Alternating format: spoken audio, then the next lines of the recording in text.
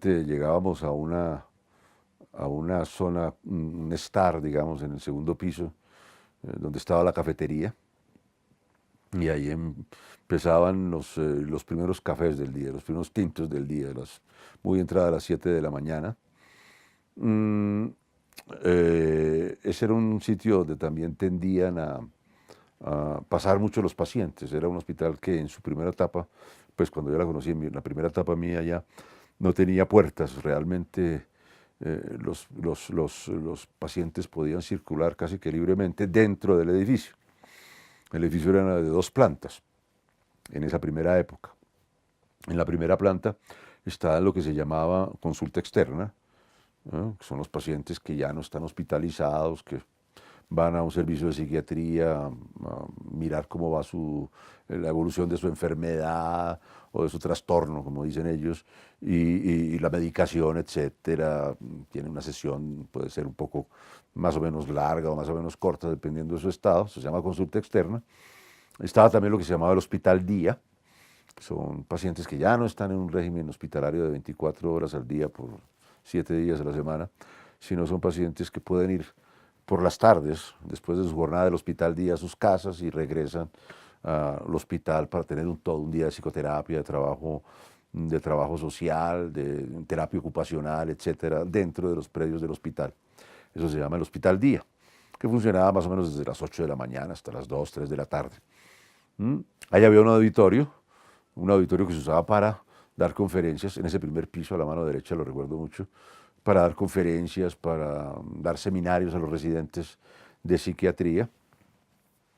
Los residentes de psiquiatría pues tenían su propio espacio ahí con sus guardarropas y los que tenían turnos tenían un par de dormitorios donde ellos se quedaban, también estudiaban, eso estaban en el segundo piso.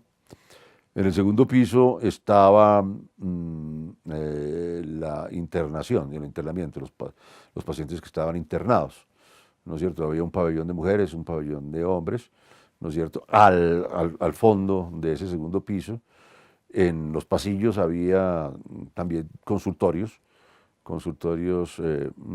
donde se trabajaba, o sea, donde se hacía consulta más a los pacientes que estaban internos. Terminado el tinto, entonces, los docentes se iban a, los docentes psiquiatras se iban o a consulta externa o a hospital día. Algunos tenían que ir a urgencias, entonces se iban al pabellón de urgencias del propio Hospital San Juan de Dios. Otros u otras tenían que ir a piso a hacer lo que se llama psiquiatría de enlace, también dentro del cuerpo principal del Hospital San Juan de Dios. Los docentes o las docentes encargadas de cada uno de esos servicios iban acompañados de sus residentes de tercero, segundo o primer año, según la rotación en la que estudiaban, ¿no es cierto? Los internos, que es la transición entre ser médico, haber terminado sus estudios médicos y poder ejercer la medicina después de hacer el año de servicio social, etcétera, el llamado famoso rural, y tener, por lo tanto, el registro médico. Entonces ellos también, los internos y las internas, iban con sus docentes psiquiatras y los estudiantes que rotaban por psiquiatría, que en esa época el pensum era un mes de psiquiatría, en el último año de formación médica, el quinto año, 10º semestre realmente. Entonces iba con los de 10º, como decíamos, ¿no? Los de 10º semestre, los docentes entonces llevaban los de 10º, unos a enlace, otros a urgencias, otros a hospitalización, otros los acompañaban en los consultorios. Y el antropólogo iba a veces con los clínicos, los docentes que hacían clínica, con los hospitales, con los pacientes hospitalizados. Uno sabe que durante mucho tiempo psiquiatría en Bogotá significó 3 universidades: Javeriana, Nacional y Rosario. Eso es claro. Las escuelas de medicina de la Nacional, de la Javeriana y de Rosario tenían esas inquietudes de formar especialistas en psiquiatría. A partir de la década del 70, que viene esa explosión de facultades de medicina, viene, por supuesto, la fundación de otros departamentos de psiquiatría en otras escuelas nuevas, que comienzan a aparecer en la década del 70. La Juan N. Corpas, por ejemplo, que es una escuela de los 70, de comienzos de los 70.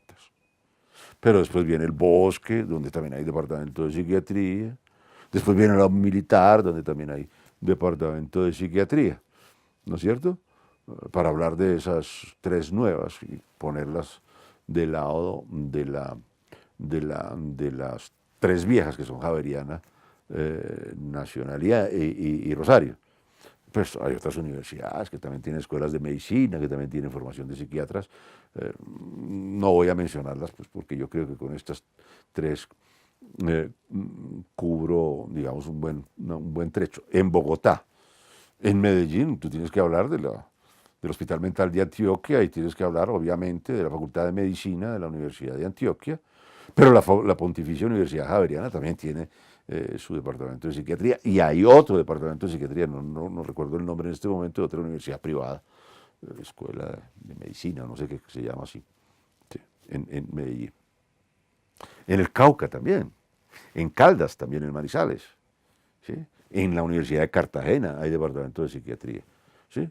Menciono el departamento de psiquiatría porque las instituciones psiquiátricas todas tienen una pata en las universidades que forman psiquiatras, ¿sí? Otra pata es donde hay pacientes mentales, ¿eh? O donde los psiquiatras en formación y los médicos en formación van a recibir su entrenamiento psiquiátrico, su residencia o su entrenamiento en psiquiatría. Entonces vuelven a aparecer instituciones como la Unidad de Salud Mental del Hospital de San Juan de Dios en Bogotá, o la Unidad de Salud Mental del Hospital de San Ignacio, ¿no es cierto? O el Hospital de San José del Rosario, ¿sí? Bueno, hay además clínicas privadas también de larga tradición. La Clínica de Santo Tomás, cerca del Hospital Militar, tiene una larguísima tradición. En Bogotá, pero eso hay que sumar en Pasto, Nariño, o en Bucaramanga, donde hay hospitales que han entrenado residentes de psiquiatría, de otra universidad allá en Bucaramanga, de la Universidad de Santander, de la Universidad Industrial de Santander, por ejemplo, ¿sí? Entonces, esa es la segunda pata de la psiquiatría, ¿no? Y una tercera pata importantísima de la psiquiatría es la Organización Profesional de los Psiquiatras, que es la Asociación Colombiana de Psiquiatría.